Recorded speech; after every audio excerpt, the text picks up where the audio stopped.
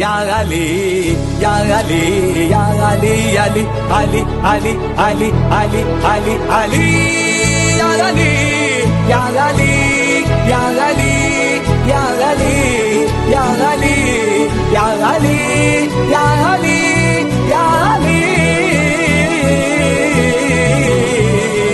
یا علی آپ کو مانا جائے دل میں رکھتا ہے جو بغضے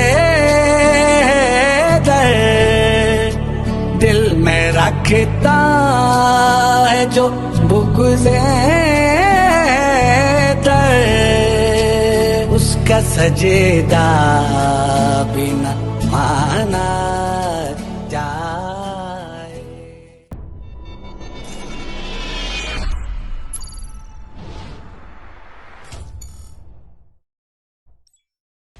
حضرت امام جعفر صادق کے دور میں ایک شخص تھا جس کا نام نعمان بن ثابت کوفی تھا. یہ آپ کا شاگرد تھا اور اس نے امام کے دور میں ہی امامت کا دعویٰ کر دیا تھا.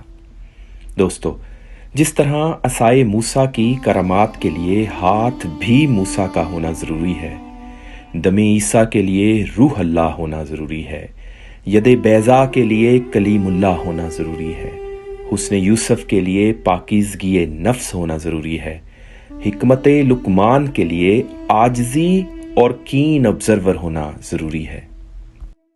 اور جس طرح ہر بیج ہر مٹی میں نہیں لگایا جا سکتا، اسی طرح علم کی وسعتوں کو سمیٹنے کے لیے باطنی ظرف کی وسعت کا ہونا بہت ضروری ہے. ورنہ جب محمد والے محمد کے سینوں میں تلاطم مارتے ہوئے حکمتوں کے سمندر سے جھلکنے والے چند قطرے نعمان بن ثابت کوفی جیسے چھوٹے ظرف پر گرتے ہیں تو منہ اٹھا کر امامت کا دعویٰ کرنے گھر سے نکل جاتے ہیں. امام جعفر صادق نعمان بن ثابت سے مخاطب ہو کر فرماتے ہیں کہ میں نے سنا ہے کہ تو نے امامت کا دعویٰ کیا ہے. کیا جانتا ہے کہ انسان کے کان میں میل کیوں رکھی گئی، منہ میں لعاب دہن کیوں رکھا گیا، آنکھ کے آنسو نمکین کیوں ہوتے ہیں، اور وہ کون سا کلمہ ہے جو کفر سے شروع ہوتا ہے اور عین اسلام پر ختم ہوتا ہے، ہرن کے سامنے والے 4 دانت جسے ہم رباعیہ بھی کہہ سکتے ہیں اللہ نے کیوں بنائے. سوال سن کر دعویٰ کرنے والا شرمندہ ہوا اور کہا کہ نہیں جانتا. دوستو، ہمارے بچے کو ان سوالات کے جوابات کا علم ہے. وہ کلمہ جو کفر سے شروع ہوتا ہے لا الہ ہے، کوئی لائق نہیں عبادت کے، اور الا اللہ عین اسلام ہے سوائے اللہ کے.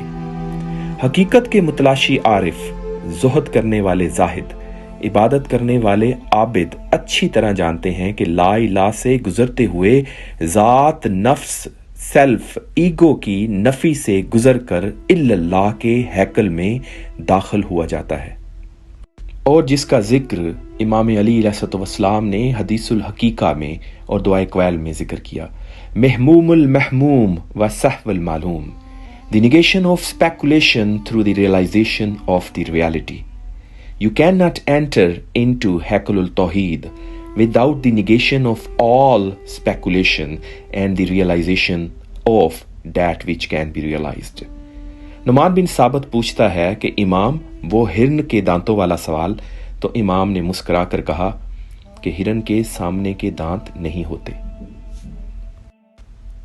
دوستو، امام نے آخر میں بہت خوبصورت بات کی جو ہمارے لیے لمحہ فکریہ ہے. آپ نے فرمایا کہ جو شخص ہرن کے منہ پر غور نہیں کرتا وہ قرآن کی گہرائیوں کو کیسے جان سکتا ہے. دوستو، حکمتیں، کامیابیاں، منزلیں ایسے ہی نہیں مل جاتی. گھر بیٹھ کر اندازے لگانے سے، گمان کرنے سے، گیس کرنے سے، سپوز کرنے سے منزلیں نہیں ملتی.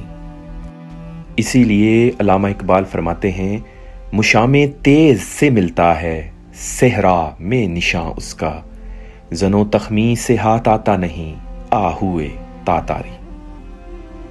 اللہم صلی علی محمد وآل محمد.